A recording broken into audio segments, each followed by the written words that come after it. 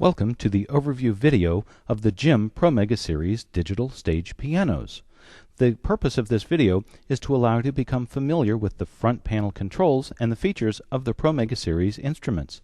Before we begin, I would like to invite you to also view the Drake Technology video detailing the physical modeling capabilities of the Drake microprocessor designed by Generalmusic. By the way, the Promega 3 that I'm setting at has 5 Drake microprocessors. The Promega 2 model has 3 Drake microprocessors. As I go through the demo, I'll point out the differences between the two models. Also, there are sound clips on the website so you can get a feel for all of the different sounds that the Promega series has to offer. There are sound lists that you can click on and so you can view the sounds within the Promega 3 and the Promega 2 as well. So let's begin by looking across the front panel. First, at the very left, we have a pitch bend and a mod wheel, traditional wheels. They can be assigned to any of the sounds within the instrument as well as out to external MIDI instruments. And then to the right of that is the master volume control. Pretty simple there. To the right of that is an input level control. Besides the stereo outputs, which are line level balanced or unbalanced depending on the cable you use, there are also stereo inputs. So if you have another keyboard that you want to run through the audio of this instrument, if you only have, say, one amplifier that has just one input on it or 2 inputs for stereo, whatever, you can save mixer channels by using the input on the Promega 3 or the Promega 2. To the right of that are the edit and control section. This is where you set up MIDI channels for the various sections, where you can make some adjustments with sounds or the scale that the instrument's going to use and so forth. To the right of that is the effects processor. There are 2 stereo effects processors, one dedicated to reverb effects and the other dedicated to modulated type effects like chorus, flanging. There's delays, exciters, compressors, and so forth there. And then the controls for the effects processors to the right of them with an LED to indicate what parameter you're editing, what the value is. And then to the right of those controls is a level control, which is used to edit the effects processor.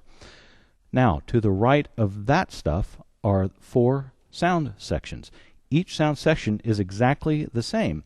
The pianos, vintage keys, orchestra, pad, bass, and other section all have exactly the same control, so it's quite easy to use, quite easy to get around on. Once you know one section, you know them all. The only difference is the 15 choices of sounds within each section.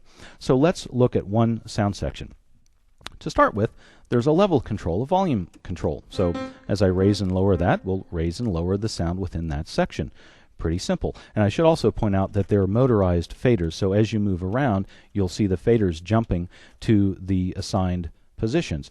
Makes it much nicer if you're going to try to swell a string sound in or whatever. The fader is starting at the memorized location, so you don't get that jump when you move the fader. It's not going to jump to the new value. It will be very smooth. So that's the level control.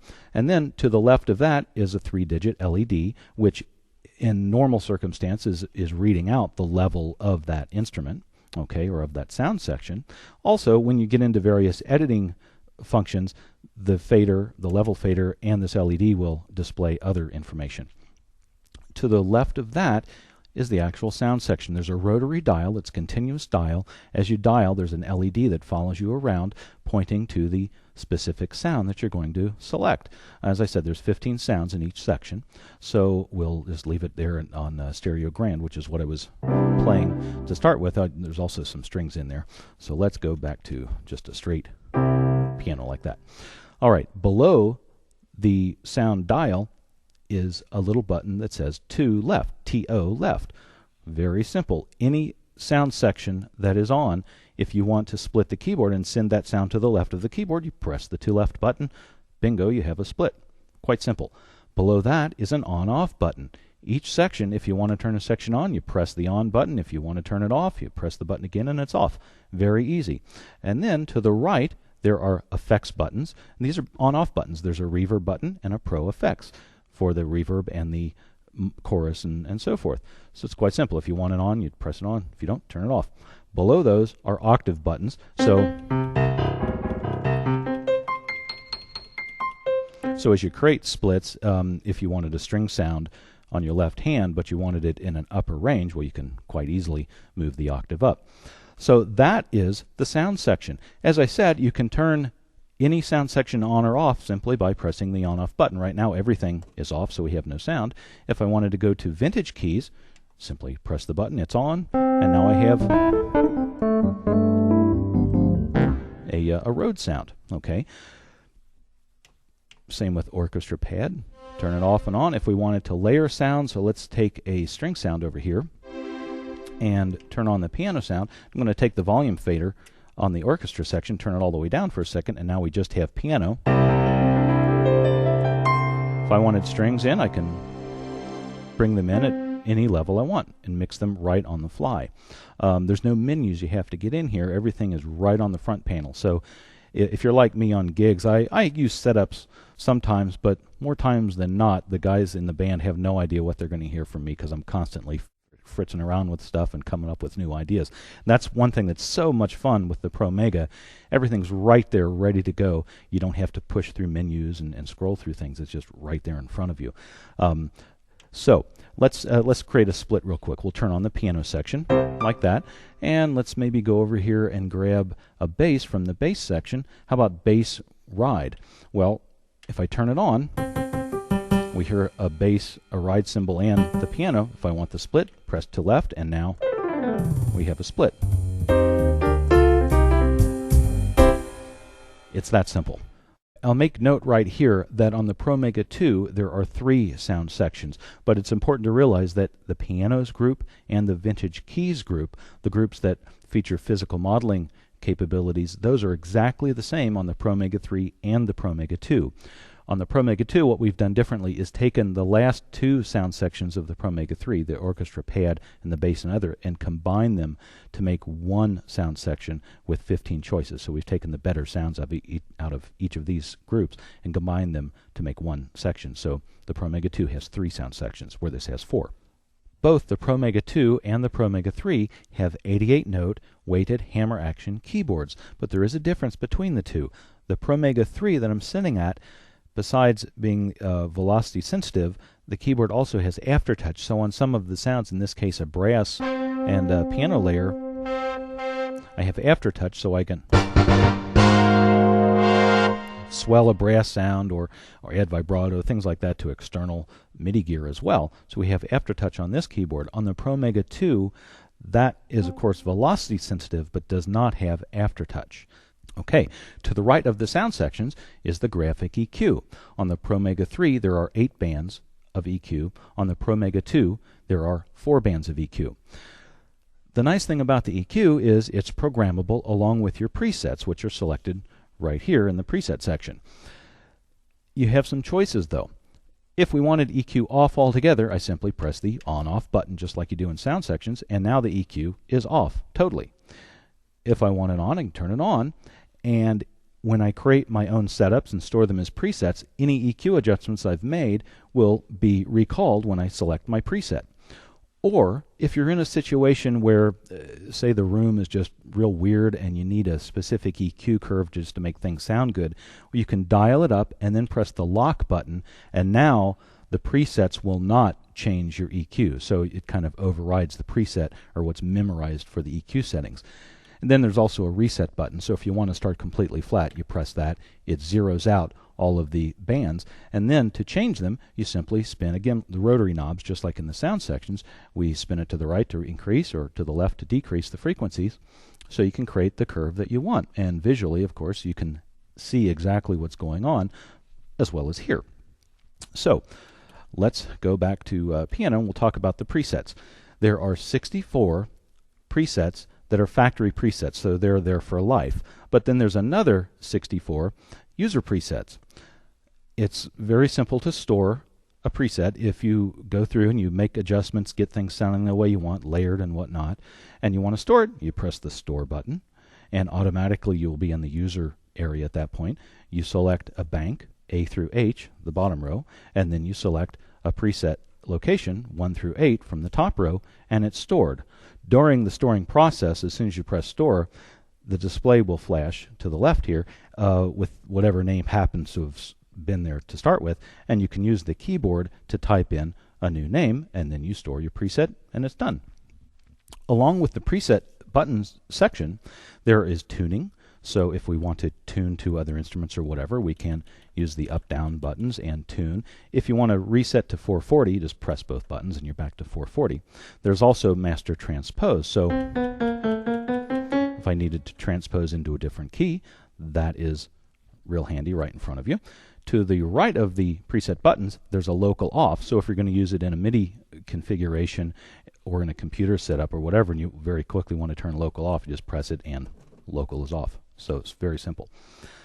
Below that is the touch button. When I press that, the display in the edit and controls starts blinking with the current setting for touch, or the velocity curve, in other words.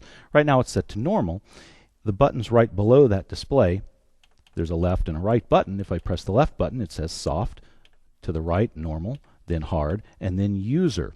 When you're in user mode, the display to the right shows the value that the user velocity curve is set at. It goes from 1 to 100, and it's very simple. If I maintain a straight velocity here on a key, and I'll just go through this value range.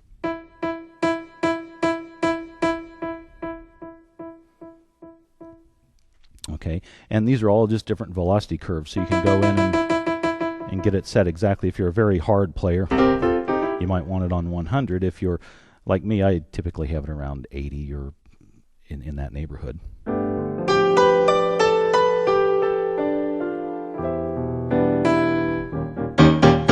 So you have quite a bit of dynamic range using that.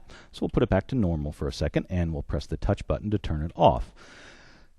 Now, there's also a demo button, I should point out. When you press the demo button, every section has a demo, so you just use the on-off buttons to select the demo that you want. And again, a lot of those demos are on the website, so you can go through and listen to them at your own convenience. So let's talk about the effects section. There's two effects processors, as I said, Reverb and what we call Pro Effects. The Reverb section has many choices of reverbs, from concert hall, recital room, garage, a tiled room, tight room. There's gated reverbs, there's canyon, stadium, plate reverbs. So there's a lot to choose from. And then there's also a couple matrix reverbs, just lots of reflections and huge reverb, basically. To the right of the dial are the parameter settings for the reverb section. And what we have here, there's depth. So when we press the depth button, the fader, I don't know if you can see that, but the fader actually moves to the position that that value is set at, and the display also reads out, in this case 98, and the range is 0 to 127. So if I press that down and we'll reselect the preset, boom, it jumps up to the preset value. So that's depth. Then if we go to the right is delay. This is pre-delay, okay, typical reverb parameter. Below that is time. This is the reverb time, or the decay time for that room. And then to the right of that is a button labeled send. And when you press send, what happens is all of the sound section level controls move to the assigned send level for each section. So if I wanted the piano, let's say that's on, to not have as much reverb, just pull this in down. If I want a whole lot of reverb, I send it up. Okay? And each sound section is instantaneously accessible as far as the send. Again, you don't have to go through menus or anything. It's just right there. So that's reverb. If we move down to the Pro Effects, same thing goes. Once you know one section, you know the other. It's very simple. We've got chorus, flanger, wah-wah, phase shifter, compressors, loudness, exciters, some delays, and then combinations like chorus with exciter, chorus with delay, with tremolo, with flanger, and so forth. And the controls are exactly the same. If we have a chorus, let's maybe go to a Rhodes sound like this. How about a brighter Rhodes so we can really hear the chorus effect for a second? Okay, that's actually an FM type piano, but it's bright, so we'll be able to hear this. Okay, so I'm going to turn on the Pro Effects button, which is now going through the chorus. Quite simple. Again, we press depth. The fader moves up to the assigned depth of that effect. I can pull it down or turn it up, depending on how much chorus I want. I can also go to the send level and determine how much of that sound section is actually going into the processor. So right now it's at 0. as I move it up to the top, we're getting full output into the input of the effects processor. Okay, and then parameter 1, on the reverb section, you've got delay and time. Those are predetermined. In the effects, in the Pro Effects section, though, there are 2 parameters that are adjustable, and those parameters differ depending on which effect you've selected. As an example, in chorus, parameter 1 is rate. So, okay, you can hear the rate going up and down, or the speed of the chorus effect. Parameter 2 is the feedback, or it increases the chorus effect itself. Okay, and then you still have the send button, which again you can assign how much of each sound section is going into that effects processor. If we were on a delay, then the parameter 1 and parameter 2 would be the delay the time, how long it is between each delay, and parameter 2 is the amount of taps, or again the feedback. So if you want 1 echo or do you want multiple echoes. That is the effects section. Now let's talk about the edit and controls for a second. This is the only area where you actually have some menus to deal with. Below the LED, there are the right and left button, which allows you to scroll through various parameters. Below that, there are 4 buttons, one labeled Sounds, one labeled MIDI, Controllers, and Split Point. Okay, we'll talk about Split Point first because that's pretty obvious. When you press and hold split point, the LED reads out where the split is at that moment. While holding the button, you simply press a key anywhere on the keyboard, and that will assign a new split point. Something important, when you create your presets, that split point is memorized as well. Now let's talk about the Sounds button. When I press the Sounds button, there are 2 choices, and we select them with the left-right buttons right below the LED. Right now it's on Filter. Filter, it's a low-pass filter that can be assigned to any of the 4 sound sections. And it's quite simple. Let's start with a bright piano. And if I wanted brighter yet, I can increase that value up to 64. Or if I want it mellower, I can pull the value down to minus 64. So if I like this particular piano, this is a Fazioli 10-foot concert grand. If I like the character of this instrument, but it's a little too bright for the song I'm working on, I can mellow it out and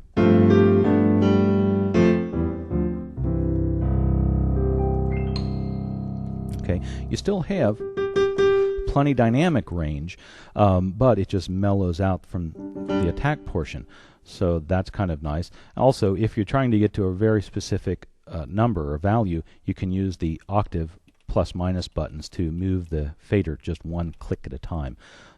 So that's the filter. Now if I use the right arrow button, we have panning.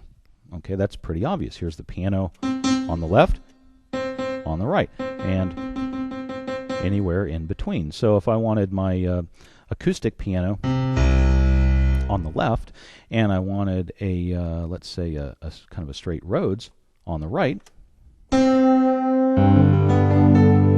and I'll go back to the volume levels and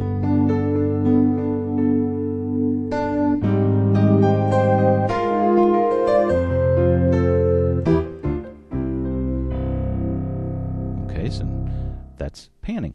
It's very simple. And again, as soon as you go to that parameter, you visually see where the level or the faders are, so you know exactly what's going on. All right, so that's the Sounds button. Now let's press the MIDI button. When I do that, the channel display appears in the Edit Control LED, and we can see that Section 1 is Channel 1, Section 2 is Channel 2, 3, and 4. Each section can transmit or receive on any of the 16 MIDI channels. It's quite simple. You grab the level fader, move it up or down through the choices. If you pull the fader all the way down, it turns that section off completely. So let's put it back to 1 on the first section there, and we'll use the right arrow button. The next parameter is program change. Each section can transmit its own program change out to MIDI. And to do that, you just dial in using the level control again to the appropriate program change that you want. To the right of that is bank, most significant byte and least significant byte. So you can set up the instrument to transmit bank change information so you can access sounds within any other modules that you have. And then to the right of that is common channel. Common channel allows the Promega to receive MIDI program changes to select presets. A preset, remember, can be layers or splits of various sounds. So if you're going to use a computer or whatever to control the Promega, you don't have to send individual changes to each of the sections. You can simply, on the common channel, send program change and it'll select a preset.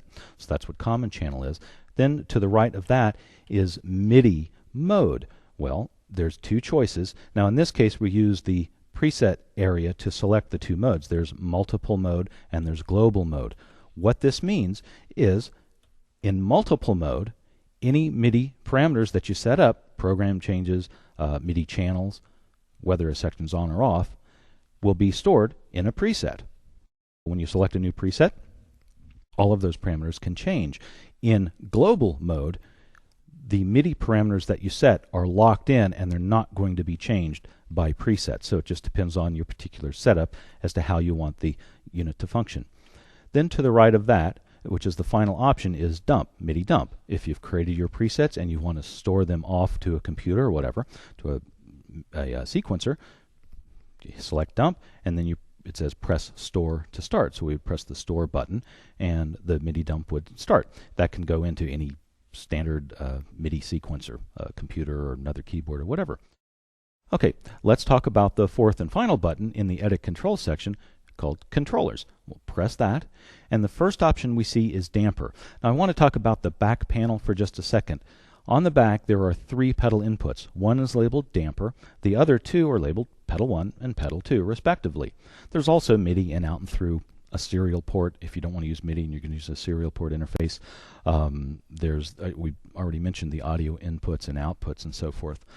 But the pedal inputs are really fun because they read what type of pedal is plugged in when the instrument is turned on. Now the damper pedal input, that's damper all the time. Only thing you can do is decide if the damper is going to control one or more of the sound sections. So to turn a section off, you pull the fader down, turn it on, you push it up. So now damper is going to control piano. It's not going to control the bass if I'm split, things like that. Okay. The next option is pedal 1 and then pedal 2 beyond that. Now what's nice here is if there are no pedals plugged into pedal 1 or pedal 2, those options won't even appear. So again, in making the instrument easier to use, faster to use, less menu options to weed through, if you don't have pedals plugged in, you're not going to see those parameters appear.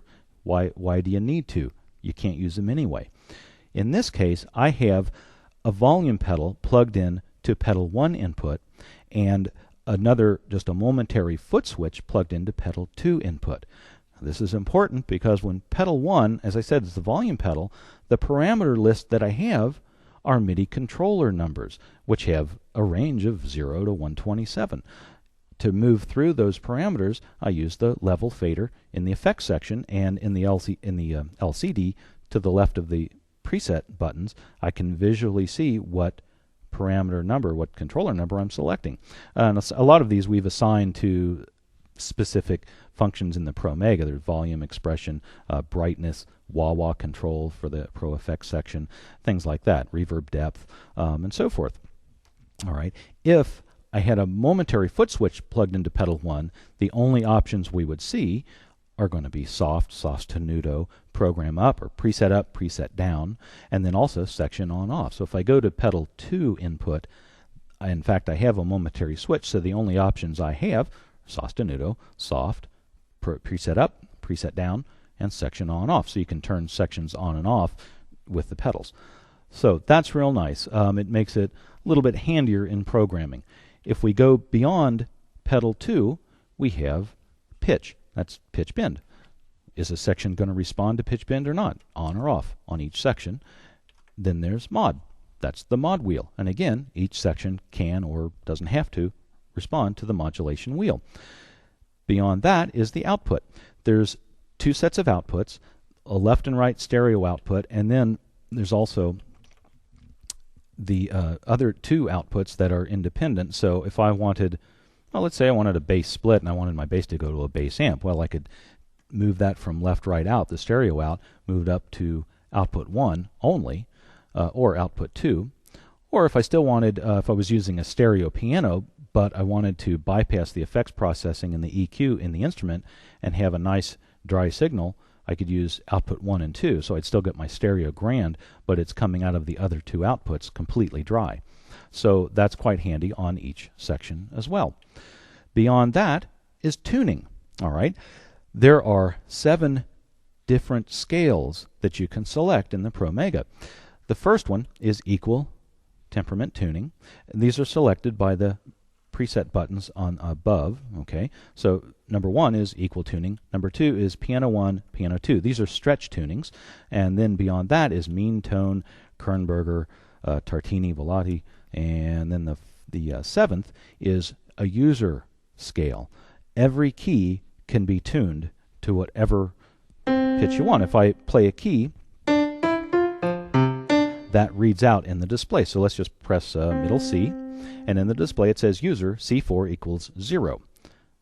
The level control in the effects section is where I do the tuning. So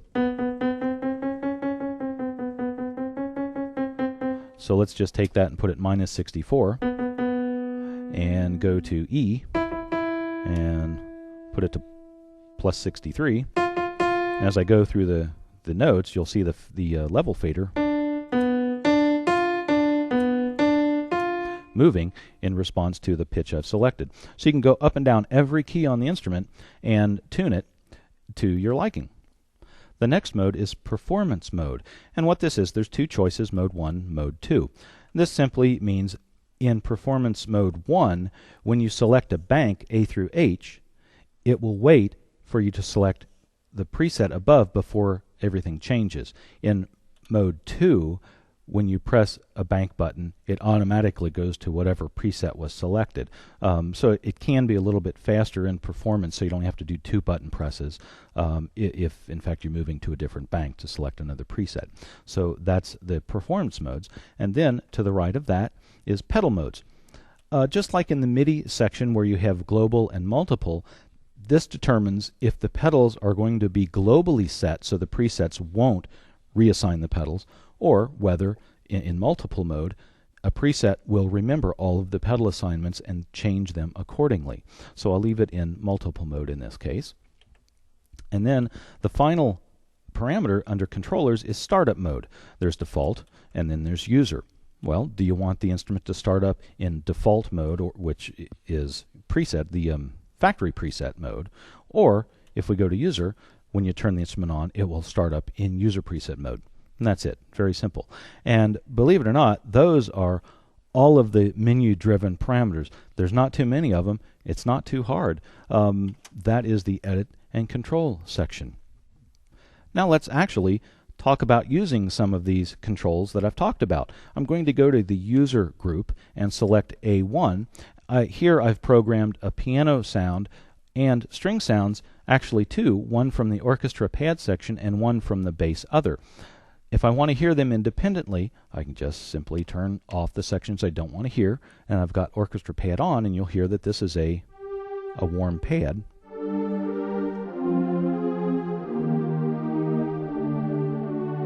Turn that section off, turn on section 4, and this string sound is a little brighter, okay? And of course my piano section. If I want the other sections on, I simply press the on buttons, and there they are. I mentioned that I have a volume pedal plugged into pedal 1. I've assigned that volume pedal in this preset to expression. Now, you've got volume and you have expression. Expression, the nice thing about that is the volume levels that I've set in those 2 sections, the orchestra for the warm pad and the string sound in the bass other group, the orchestra pad is set to a level of 126 and the bass other group, or the string sound, is set to 84. When I floor the volume pedal with expression, this 84 level is as high as that string sound's going to get. It's not going to go from 0 to 127 full volume. It will only go as high as I've predetermined with the level fader. If I set the pedal to volume, then I'd have full range. It's kind of nice because I've blended 2 sounds, the warm pad, which I wanted quite a bit louder than that brighter string sound, so I've created my mix, and then the expression pedal in this case equally moves the volumes up and down. So, okay, on preset A2 in the user group, I've taken a clavinet sound. I've used the filter to mellow it down a little bit. Actually gives it more of a muted sound. And then the pedal is assigned to wah-wah, and I have the Pro effects set to wah, and my effects, the reverb effect set to matrix at a very low depth.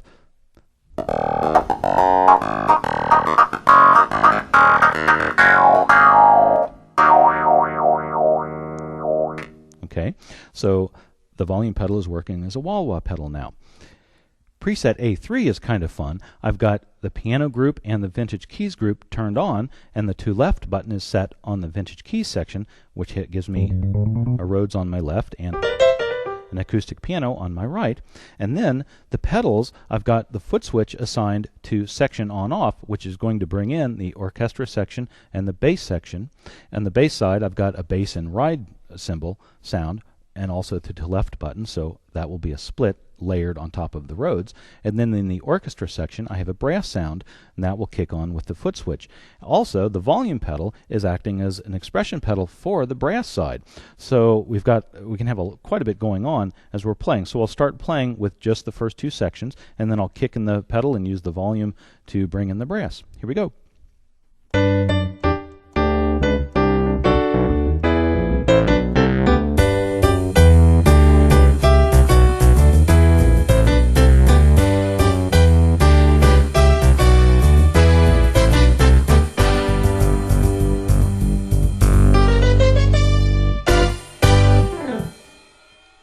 Okay, so you can see there's a lot of control, a lot of sound you can get out of the instrument.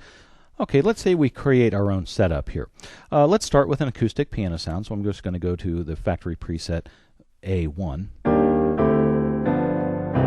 Okay, and let's maybe layer a Rhodes, maybe a bright Rhodes. So turn off the piano for a second, turn on the vintage keys, and we'll dial up Rhodes 4 here. Okay, that's pretty good. We probably could use some chorus, so we'll press the Pro effects. The effects is already set on chorus, so there's chorus. Let's turn on the acoustic piano. Okay, that's pretty good, but the acoustic's a little loud, so we'll just go to that volume, turn it down a bit. That's good. How about we pan those? So we'll move to panning, and we'll just pan them, not real hard left and right, but just a little bit both directions. That's good, so we can define the sound a little bit better. And how about turning on a some kind of a string sound? So let's just try that. We'll turn off those sections, turn on section 3 for a second, and look for a sound that we might like. Ooh. Well, actually, that'd be kind of nice. That's called space pad. So let's try that one. We'll turn on our other sections.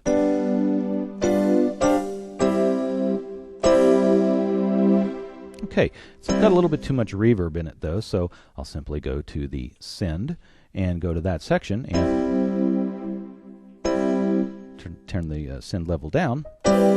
So now we're not getting that volume of the pre-delay echoing on that sound, so that's cool. So we're set with that, and then maybe on section 4, let's turn that one on for a second, and we don't want a bass. How about strings? Okay, I like that, but you know, it'd be nice if the strings was an octave higher, so we'll press the octave button. Now the strings are up. They're a little bright, so we'll go to the filter and mellow them down a little bit. Okay, that's pretty good.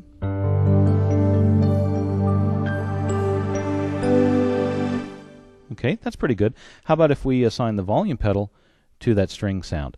So we'll go to controllers, move over to pedal 1, which is where my volume pedal is. I want it on that section and off on the other 3, and we'll dial into expression just like that. And now I'm moving the volume pedal, and you can hear the volume coming in and out. It could actually be louder, so that's good. Okay, so let's turn on section 4 on the pedal as well. There we go. So now let's see what we have. We'll pull the pedal down.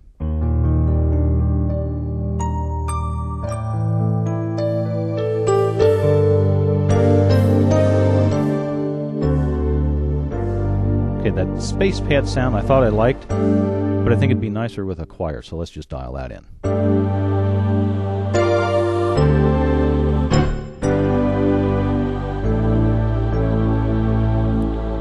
We'll turn the pianos down and the strings down just a bit, so we'll hear the choir a little bit more.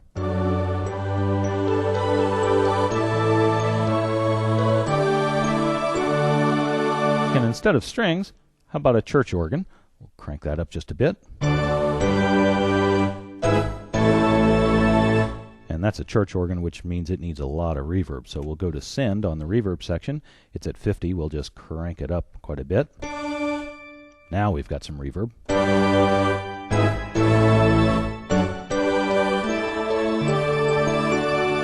Maybe instead of that Rhodes, since we're getting kind of classical here, we'll dial up a harpsichord in vintage keys.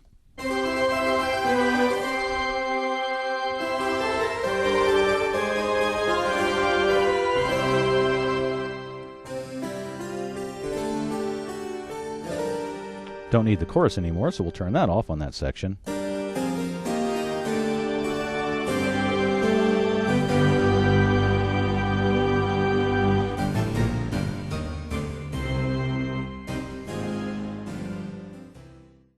Everyone that sees the Promega typically has a, wow, doesn't that look different, initial reaction, and it sure does, but hopefully you're seeing the idea of these controls, the way they're laid out, and how fast everything is to get to.